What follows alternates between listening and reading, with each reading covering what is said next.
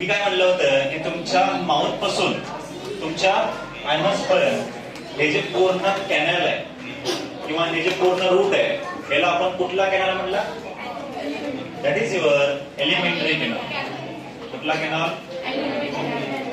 Elementary canal. From mouth to बरोबर. तर तुमच्या डायजेस्टिव्ह सिस्टम मध्ये अजून काही ग्लँड्स असे असतात त्याला आपण असोसिएटेड ग्लँड्स असं म्हणतो. काय म्हणतो? Associated glands. कुठले कुठले?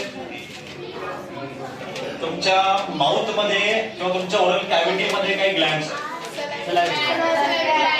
That is your salivary Gland.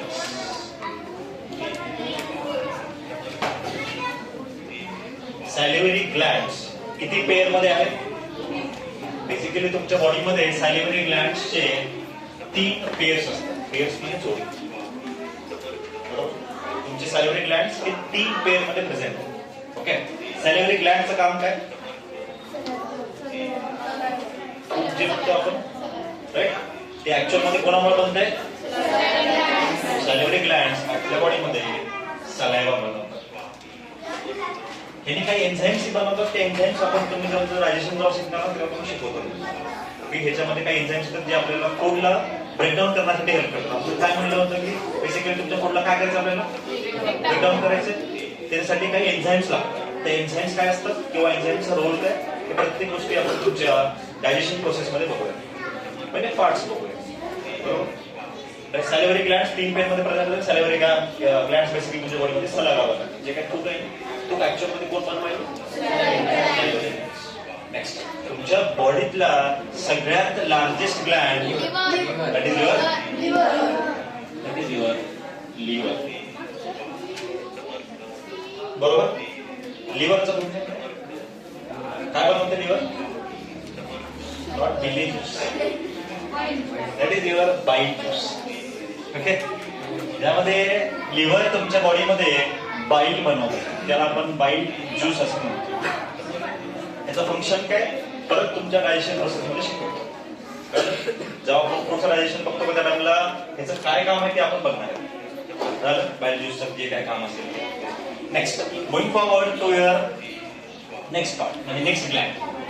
Liver clear झालं. लिव्हरच्या डाऊन साईडला अजून एक ऑर्गन असतो त्याला आपण काय म्हणतो माहितीये का? Gall bladder. म्हणजेच काय की लिव्हर तर बाईल ज्यूस बनवते पण ऍक्च्युअल मध्ये स्टोअर कुठं करायला? गॉल ब्लॅडर मध्ये स्टोअर करायचं. ते कळालं का? कळालं का? काय कळालं? उगा म्हणायचं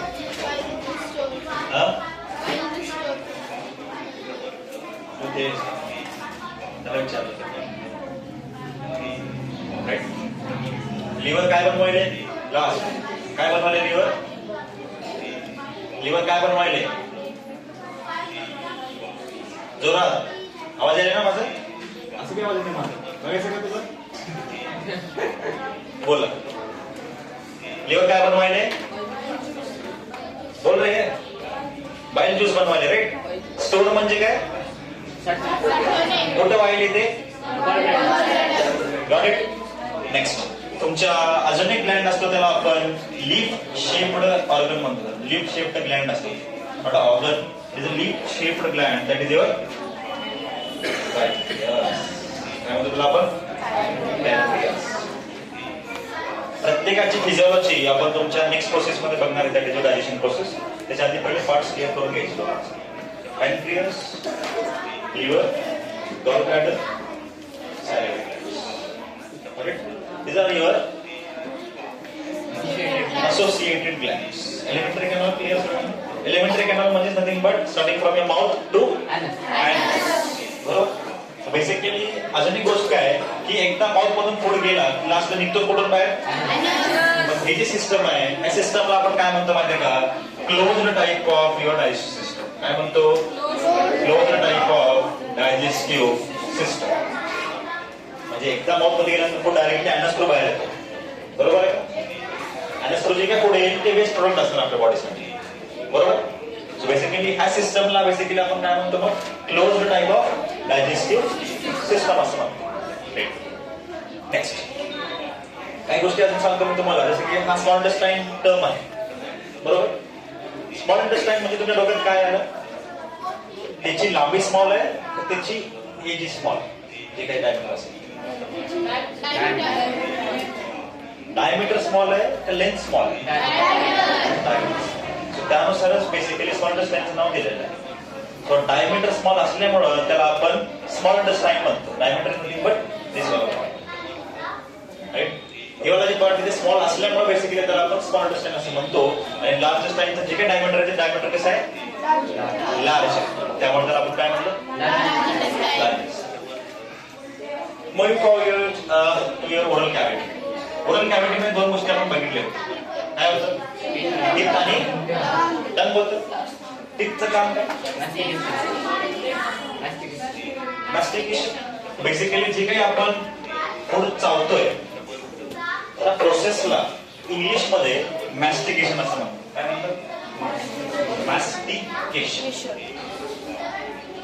म्हणजे chewing of your food. Chewing of म्हणजे फूड चावणे, हा प्रोसेसला ऍक्च्युअल मध्ये आपण काय म्हणलं, मॅस्टिकेशन असं म्हणलं, बरोबर. नेक्स्ट तुमच्या टीथ मध्ये थोडंफार टीथ बदल बघूया, बरोबर. आपण जातो पडतो स्टार्टिंगला, त्याच्यानंतर मग पुढे जाऊन परमनंट टीथ. स्टार्टिंगला तुम्हाला पहिले टेम्पररी टीथ येतात, बरोबर. त्याच्यानंतर जेव्हा आपण जसं पुढे जाणार ना त्या टाइमला तुमच्या बॉडीमध्ये परमनंट टीथ यायला सुरू होतात, एक एज नंतर, प्युबर्टीच्या नंतर. ओके, ज्यामध्ये पर्टिक्युलरली मॅस्टिकेशन प्रोसेस सगळ्यांना कळली असेल. आणि टीथ मध्ये टेम्पररी पार्ट एक असतो आणि तुमचा परमनंट वाला एक पार्ट असतो. टीथ, टीथ मध्ये परत बेसिकली 4 टाइपचे टीथ आहेत.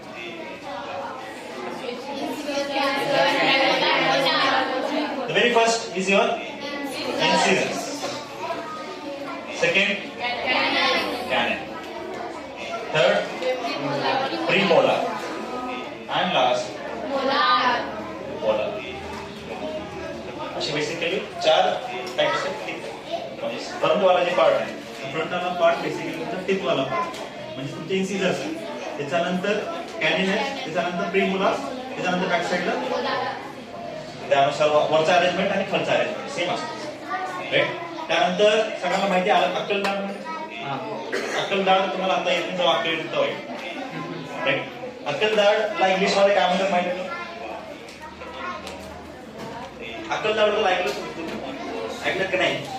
अक्कलदाढ बेसिकली इंग्लिश मध्ये जर आपण बघितलं तर त्याला आपण काय म्हणतो माहितीये का? त्याला आपण विजडम टीथ असं म्हणतो. काय म्हणतो? विजडम टीथ असं म्हणतो, जे की तुम्हाला पर्टिक्युलरली रिस्टच्या वाईमध्ये म्हणतात. राईट, अक्कलदाढ आल्यानंतर दुखतो आवाज, दाढ आणि बॅक साईडला बॅक साईडला, बरोबर. पुढच्या बेसिकली अक्कलदाढला आपण इंग्लिश मध्ये काय म्हणतो? विजडम टीथ असं म्हणतो, बरोबर. नेक्स्ट, टंग. टंग जे आहे, टंगचं काम काय? टेस्ट. टेस्ट आहे, मिक्सिंग बी आहे. म्हणजे मिक्सिंग काय करतो आपण? सलावा सोबत मिक्स होणार प्लस तुमच्या एन्झाईम सोबत मिक्स करायचं काम तुमचं टंग. म्हणजे बेसिकली तुमच्या फूडला जे काही स्मॉल पार्टिकल्स मध्ये आपण कन्वर्ट करतोय ना, त्यासाठी तुम्हाला पूर्णपणे मिक्स करत राहावं. मिक्स करत राहतो का? मिक्स केल्यानंतरच पूर्ण जे काही पार्ट आहे ते छोटं होणार. मिक्सरचं काम काय? मिक्सर असं सगळ्यांच्या आहे, तेच काम आपलं तेच करतं. म्हणजे लार्ज मॉलिक्युल्सला काय करतोय? पूर्ण फिरतोय ना ते, बरोबर आहे. बारला फिरला असल्यामुळे जे काही छोटे छोटे पार्टिकल्स असतात ते परत ब्रेकडाऊन होत राहतात. मग त्यामुळे आपल्या जे माउथ आहे किंवा ओरल कॅव्हिटी आहे, ओरल कॅव्हिटी मध्ये टंग काय करत असतं का? तुमच्या फूडला बारला रोटेट करत असतो. त्यानुसार तुमचं फूड बेसिकली स्मॉल पार्ट मध्ये कन्वर्ट होतं. मग त्यासाठी सगळे म्हणतात माहितीये का की तुम्हाला 32 एखादी घास चावायचं असतं, माहितीये ना. हळू जेव्हा म्हणतात डायरेक्टली गिळू नका म्हणतात, तुम्हाला माहितीये ना. त्याचं बेसिक रिझन काय माहितीये का? कारण की आपलं जे काही टीथ्स आहे ते टीथ ऍक्च्युअल मध्ये तुमच्या फूडला काय करतायत? पूर्णपणे स्मॉल करतायत. आणि आपल्याला स्मॉल कशासाठी करायचं आहे? तुमच्या ब्लड मध्ये अब्झॉर्प्शन होण्यासाठी तुमचं फूड कसं पाहिजे? सिम्पलेस्ट पाहिजे. सिम्पलेस्ट म्हणतोय मी, नॉट सिम्पल, सिम्पलेस्ट फॉर्म म्हणजे वर्बचा third form direct. Simple, simpler, simplest म्हणजे पूर्णपणे बारीक झालेला पार्ट म्हणजे सिम्पलेस्ट पार्ट. तेवढं तुमचं कोड पूर्णपणे ब्रेकडाऊन झाला पाहिजे. बरोबर, ते तुमच्या माउथ पासून सुरुवात होते. त्यासाठी आपले टिप दिलेले आहेत आपल्याला, दाताचा उपयोग करा. कळलं? डायरेक्ट लक्ष देऊन त्या बेसिकली खाण्यावर लक्ष राहिलं तरच बरं असतं. आपलं लक्ष जर आपण टीव्हीकडे ठेवलं तर मग विषय वेगळा झाला. तुम्ही खाणार बी नाही जास्त वेळ, पटपट थोडं खाऊन पळत जाणार. ठीक आहे. याच्यानंतर विषय काय होतो माहिती का, जर तुम्हाला पोटा रिलेटेड डिसऑर्डर्स व्हायला सुरू होतं. जोपर्यंत तुम्ही तुमच्या फूडला नीट चावत नाही लास्ट पर्यंत, तोपर्यंत तुमचं फूड तुमच्या बॉडीमध्ये डायजेस्ट होत नाही. डायजेस्ट जर झालं नाही तर तुमचं पोट बिघडणार. राईट. त्यासाठी ना जेव्हा तुम्ही तर फूड खाणार त्याच्यानंतर तुमची जी काय मॅस्टिकेशन प्रोसेस आहे, त्या मॅस्टिकेशन प्रोसेसला चांगल्या प्रकारे उपयोग करायचा. बरोबर. तर टन बेसिकली मिक्सिंग तर करतोय, प्लस काय करतोय अजून टेस्ट. ओके. सगळ्यांना पाणीपुरी खायची आवड असेल, काही जणांना समोसा खायची आवड असेल, काही जणांना वडापाव खायची आवड असेल. ओके. विषय काय असतो माहितीये का, पिझ्झा असेल, सॉरी पिझ्झा तर मेन आहे, पिझ्झा बर्गर असेल जे काही, हे फक्त तुमच्या टन पुरतं आहे. म्हणजे ह्याला चव लागली की झालं. पण पुढे काय ते नंतर आपल्या बॉडीला हार्मच करणार. तुम्हाला सांगतो, हा म्हणजे तुमच्या बॉडीला खराबच करतो. कारण की तुमचा जे काय पिझ्झा आहे, हा पिझ्झा लवकर डायजेस्ट होत नाही. कारण की त्याच्यामध्ये फॅट अमाऊंट सगळ्यात जास्त असतो. तुम्हाला खायला मजा येते. ओके. खायला मजा आल्यानंतर जेव्हा आपल्याला वेळ येते त्या टाइमला अवघड होतं. आपण जी सकाळची क्रिया करतो त्यानंतर विषय अवघड होतो. त्यासाठी ना आपल्या रिलेटेड गोष्टी वापरायला शिका, म्हणजे आपल्या रिलेटेड गोष्टी खायला शिका. उगं गेलं बघा काही ते खाऊ नका. ओके. तुमची बॉडी तुम्हाला जपावं लागते. मी जपणार नाही किंवा बाजूच्या कोणी जपणार नाही तुमच्या बॉडी. तुम्ही जे काही खाणार त्यानुसार तुमची बॉडी वापर. बरोबर आहे का? बरोबर आहे का नाही? पिझ्झा फक्त चवेपुरता असतो आणि ह्यानंच मेन प्रॉब्लेम आहे आपल्या प्रत्येक पार्टला खाण्यासाठी. आपल्याला कशी जर आवड असेल खायची, जोपर्यंत चव भेटत नाही का तोपर्यंत आपण त्याच्या मागेच लागतो. म्हणजे आज समजा तुम्हाला पाणीपुरी खायचीच आहे, जोपर्यंत ह्या जिभेला तिथे चव बसत नाही तोपर्यंत आपण सोडत नाही. बरोबर आहे? बरोबर आहे. चव बसली काय त्याच्यानंतर काय विषय नंतर बिघडतो. पोटात गेल्यानंतर विषय नंतर बिघडतो. बरोबर आहे का?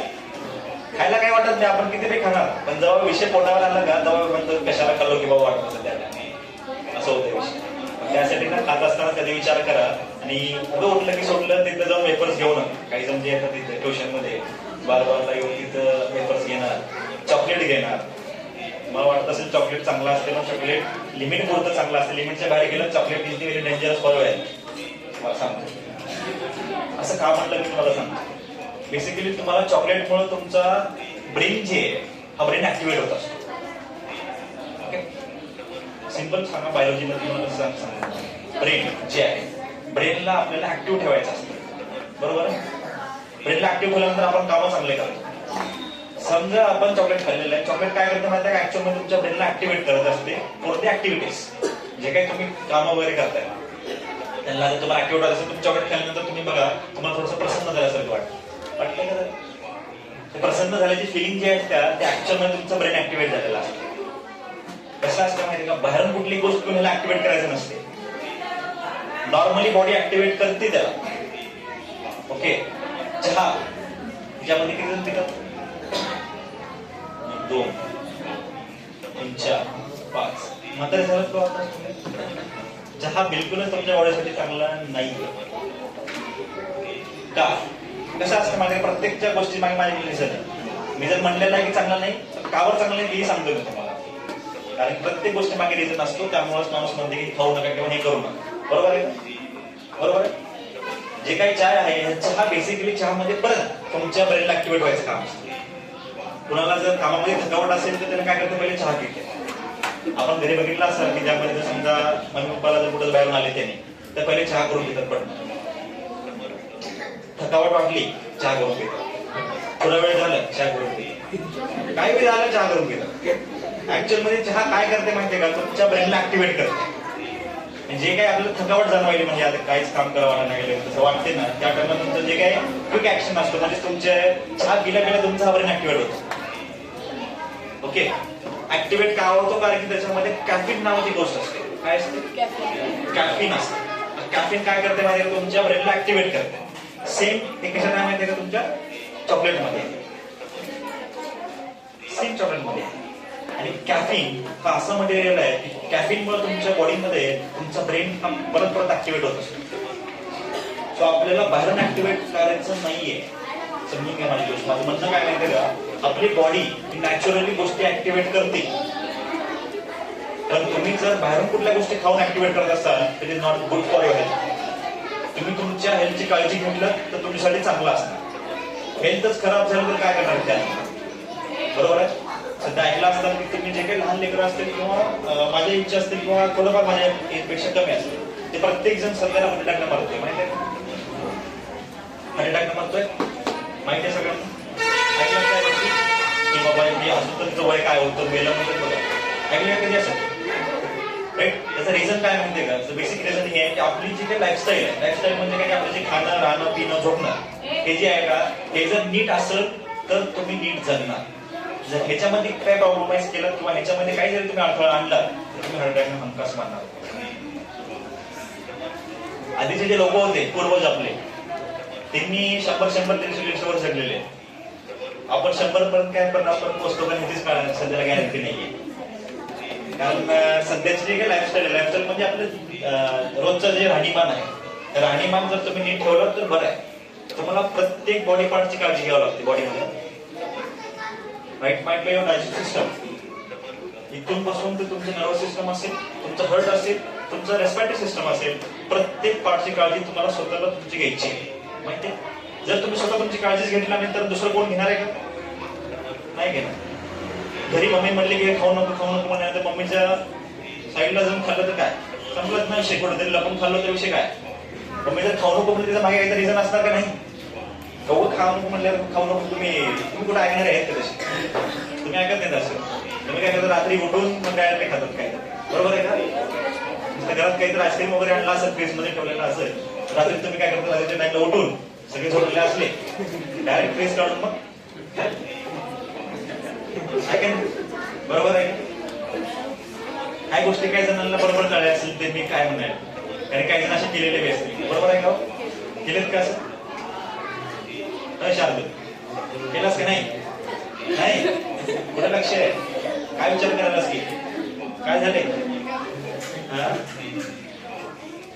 राईट.